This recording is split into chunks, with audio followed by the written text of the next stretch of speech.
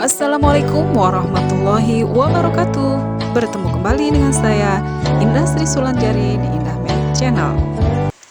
Apa kabar semuanya?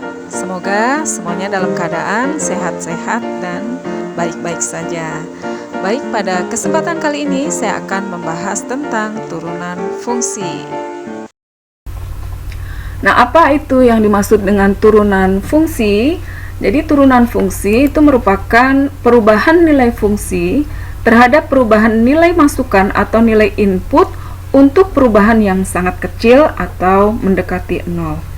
Nah, untuk konsep dasar turunan ini sangat erat kaitannya dengan masalah laju perubahan suatu fungsi, ya, atau perubahan kecepatan suatu benda yang bergerak, ya. Dan dimana konsep turunan itu awalnya itu dikembangkan oleh Einstein dan Leibniz, ya, dimana Einstein itu lebih mengembangkan konsep turunan ini untuk memecahkan masalah-masalah yang berkaitan dengan masalah-masalah fisika dan astronomi, sedangkan Leibniz itu lebih menggunakan konsep turunan ini dalam memecahkan masalah-masalah yang berkaitan dengan geometri. Nah, untuk yang paling mudah gitu ya, itu adalah bagaimana penggambaran laju perubahan, misalkan perubahan kecepatan bola yang dilempar ke atas, ya. Misalkan sebuah bola ketika dilempar ke atas, ya, pasti dia akan turun, ya, pasti, ya, akan mencapai puncaknya dan kemudian turun. Kita lihat ketika bola ini dilempar ke atas, kecepatannya, perubahannya itu dia semakin ketika naik gitu ya, itu semakin berkurang sampai di titik puncak, ya, sampai di ketinggian maksimum. Ketika tingginya itu maksimum gitu ya, itu kecepatannya menjadi nol, ya, kecepatannya menjadi nol. Kemudian dia turun, kecepatannya makin cepat, ya, semakin turun bola itu makin cepat dan akhirnya berhenti. Nah, ini paling mudah ya untuk menggambarkan laju perubahan kecepatan pada bola yang dilempar ke atas atau dilambungkan ke atas dan kemudian dia turun kembali. Atau juga misalkan laju perubahan sebuah kecambah, ya, sebuah kecambah ketika diamati setiap harinya, di hari pertama, ya, kemudian hari kedua gitu ya, mungkin tumbuhnya seberapa kenaikannya, kemudian hari ketiga, nah hari keempat dan seterusnya. Nah, ini juga bisa kita lihat bagaimana perubahan laju pertumbuhan dari tinggi kecambah ini seiring dengan perubahan waktu. Oke, berikutnya kita lanjutkan saja untuk mendapatkan turunan, ya, bagaimana cara menemukan konsep turunan ini. Oke, kita perhatikan, misalkan di sini ada sebuah kurva, ya, ada sebuah kurva.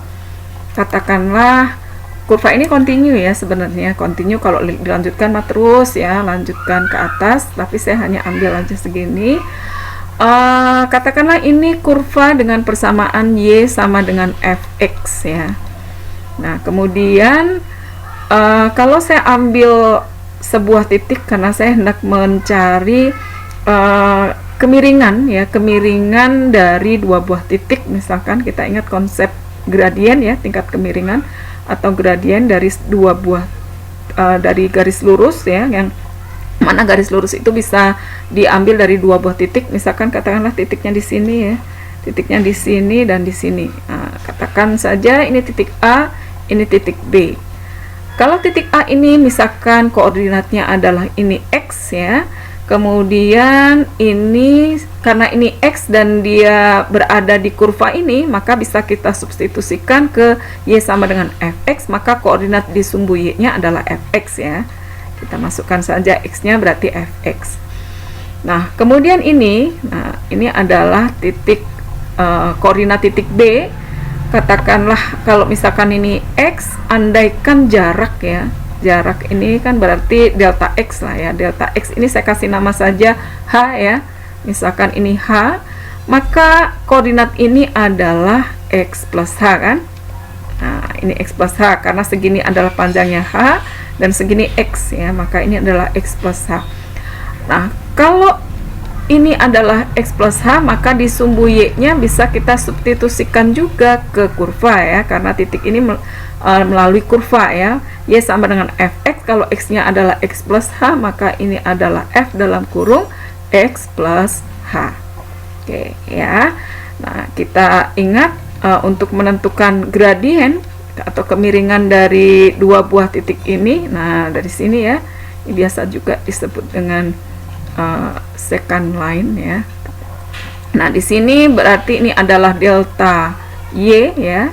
Delta Y ini adalah delta X ya di sini.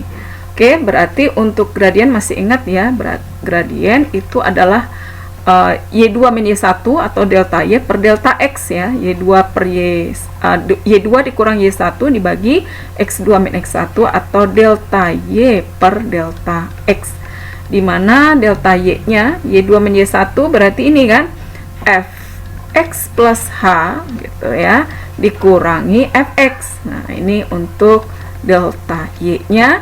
Sementara untuk delta X-nya kita kasih nama tadi adalah H, maka ini per H saja. Oke. Nah, ini adalah untuk gradien dari dua titik yang jaraknya sangat jauh ya.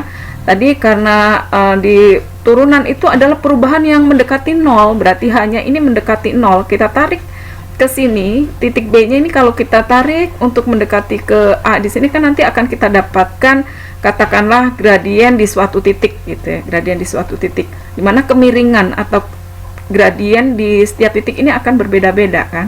Nah, jadi kalau misalkan perubahannya tadi mendekati 0, berarti H-nya mendekati 0, kita ingat konsep limit ya. Berarti limit. Nah, kita pakai kata limit ya. Limit H di sini ya, H mendekati 0. Nah, karena yang dimaksud dengan turunan tadi itu ya, perubahannya mendekati 0. Kita bisa masukkan ini. F X plus H dikurang Fx per H. Nah, inilah yang dimaksud dengan turunan ya. Biasanya ditulis delta Y per delta X ya, atau berarti turunan fungsi Y terhadap X. Bisa juga deltanya ini ditulis dalam bentuk D gitu ya, dy per dx. Nah, ini D, maaf, per dx. Nah, dy per dx, karena Y ini adalah sama dengan Fx, bisa juga menulisnya df per dx atau F aksen.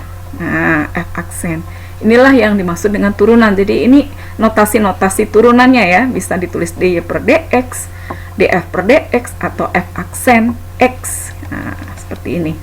Nah, ini adalah rumusnya ini ya, limit dari Fx plus H dikurang Fx per H. Nah, ini jadi bisa kita tulis untuk F aksen X atau turunannya itu adalah limit. Nah, masih ingat ya cara menentukan limit? H mendekati 0 dari Fx plus H dikurang Fx per H. Nah, ini adalah rumus turunan ya. Oke, kita coba untuk menentukan turunan. Misalkan diketahui suatu fungsi ya, memiliki rumus fungsi, kemudian kita cari dengan menggunakan definisi ini. Nah, kita ambil saja contoh, misalkan ya Fx ya, misalkan diketahui Fx-nya adalah x kuadrat plus 3x. Oke, kita cari turunannya ya, misalkan berapa turunan atau apa fungsi turunan dari Fx sama dengan x kuadrat plus 3x ya. Kita gunakan rumus yang tadi dulu ya, dimana F aksen x sama dengan limit H mendekati 0 F dalam kurung X plus H dikurang Fx kemudian dibagi dengan H. Nah, ini rumusnya ya. Kita bisa masukkan saja di sini, karena Fx-nya diketahui x kuadrat plus 3x, maka untuk Fx plus H kita bisa substitusikan ya ke sini. Jadi sama dengan limit gitu ya. Untuk H mendekati 0 berarti di sini x kuadrat adalah x plus H kuadrat ya. Ditambah 3x berarti ditambah 3 kali x plus H. Nah, kita ganti setiap x-nya dengan x plus H ya. Kemudian dikurangi Fx, langsung saja Fx-nya di sini adalah X kuadrat plus 3X ya, dikurangi X kuadrat plus 3X, kemudian kita bagi dengan H. Oke, kita uraikan sekarang X plus H kuadrat ya. Di sini limit H mendekati 0, X plus H kuadrat adalah X kuadrat ditambah 2 kali HX, kemudian ditambah H kuadrat ya. Ini uraian dari X plus H kuadrat, kemudian kita uraikan lagi, ini 3 kali X berarti 3X, kemudian 3 kali H berarti 3H, lalu kita kurangkan dengan X kuadrat dan dikurangi juga dengan 3X gitu ya, kemudian dibagi dengan H. Nah, maka hasilnya adalah limit H mendekati 0. Nah, X kuadrat dengan X kuadrat ini berarti bisa dikurangkan jadi 0 ya. Nah, ini ada lagi nih 3X dikurang 3X, maka tinggal 2HX ditambah H kuadrat ditambah 3H per H. Nah, ini bisa dibagi H semua ya. Kalau dibagi H semua, maka menjadi limit H mendekati 0, 2HX dibagi H berarti tinggal 2X, kemudian H kuadrat dibagi H berarti tinggal H saja, lalu 3H dibagi H adalah 3. Nah, kemudian karena H mendekati 0, kita bisa substitusikan H-nya menjadi 0, maka hasilnya adalah 2X plus 3. Nah, ini adalah hasil turunan dari X kuadrat plus 3X kalau menggunakan rumus ini. Nah, kita bisa bayangkan begitu panjangnya ya kalau menggunakan rumus ini. Nah, kita coba nanti dengan cara yang lebih pendek ya. Kita coba untuk rumus berapapun ya. Nah, caranya dengan membuat atau merumuskan kita pangkatnya jadi N gitu. Jadi supaya nanti sembarang pangkat bisa masuk ya. Nah, kita coba untuk menurunkan rumusnya supaya lebih mudah mengerjakannya, tidak sepanjang ini nantinya ya. Kita coba untuk fx-nya sama dengan x pangkat n. Oke ya. Kita coba. Nah, untuk fx sama dengan x pangkat n. Nah, maka turunannya menggunakan rumus yang tadi masih ya, supaya nanti secara umum bisa kita pakai. Ini H mendekati 0, F dalam kurung X plus H dikurangi Fx, kemudian dibagi H.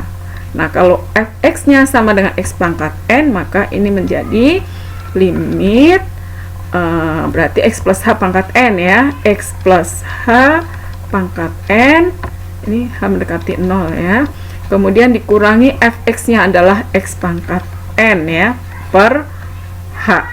Nah, sekarang kita uraikan. Nah, untuk X plus H pangkat N ini bisa kita gunakan rumus segitiga Pascal atau bisa juga menggunakan binomium Newton ya. Tapi untuk penjelasan binomium Newton ini kan di kelas 3 nanti, di kelas 12 ya.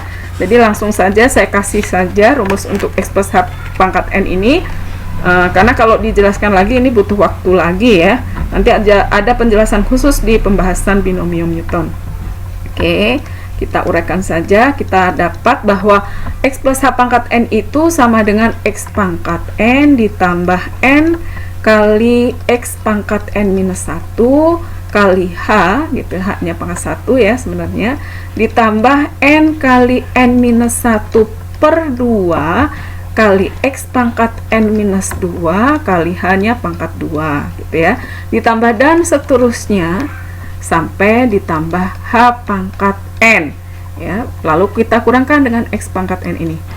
Nah, kita kurangkan dengan X pangkat N ini, lalu kita bagi dengan H. Nah, kemudian kita dapatkan di sini bahwa limit untuk H mendekati 0.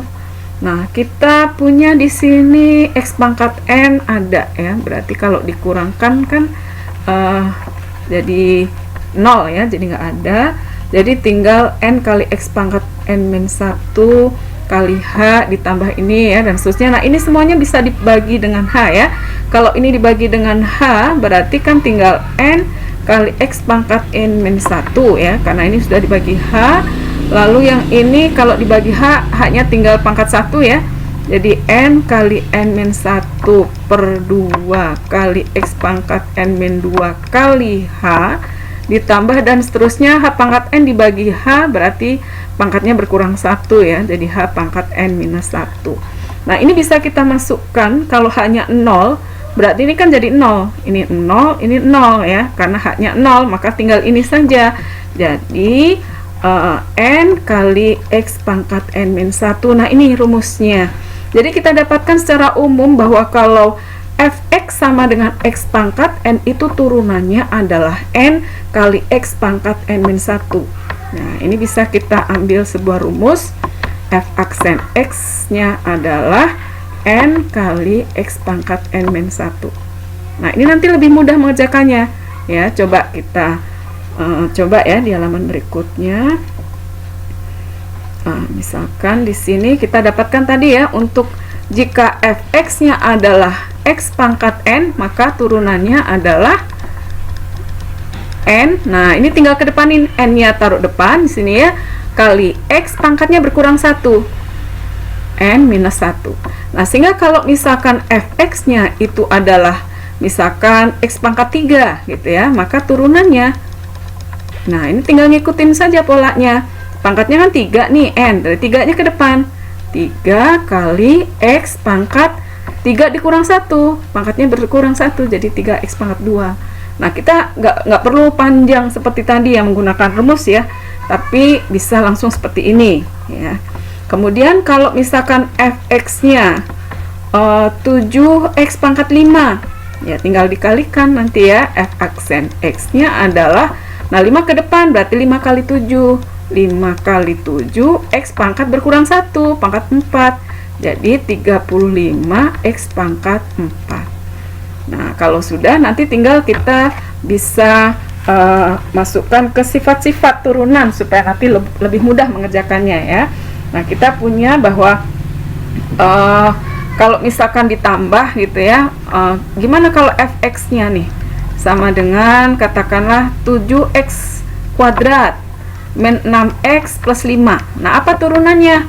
Nah, turunannya itu adalah, nah ini ke depan ya, berarti 2 kali 7 nih kalikan, jadi 14x pangkatnya berkurang 1 ya, ditambah, nah ini x itu kan artinya x pangkat 1, berarti 1 kali 6, 6 saja ya. Nah, x nya berkurang 1 jadi x pangkat 0. X pangkat 0 itu adalah 1 ya, jadi 6 saja. Nah, konstanta itu turunannya adalah 0. Udah, jadi turunannya seperti ini. Nah, lebih mudah ya mengerjakannya. Nah, perhatikan. Jadi tidak perlu menggunakan rumus yang panjang tadi. Meskipun nanti ketika di soal ulangan bisa jadi guru meminta untuk menggunakan rumus yang panjang tadi. Gitu ya. Oke, sampai sini dulu. Nanti kita lanjutkan untuk pertemuan berikutnya ya, di rumus perkalian dua buah fungsi, kemudian pembagian dua buah fungsi, dan pangkat yang kita nanti bisa menyelesaikan dengan menggunakan aturan rantai. Nah, untuk saat ini pengantar dari pemahaman definisi fungsi sampai sini dulu ya, tapi sudah bisa mengerjakan untuk latihan-latihan menentukan turunan dari sebuah fungsi. Oke, terima kasih atas perhatiannya. Mudah-mudahan bisa difahami. Wassalamualaikum warahmatullahi wabarakatuh.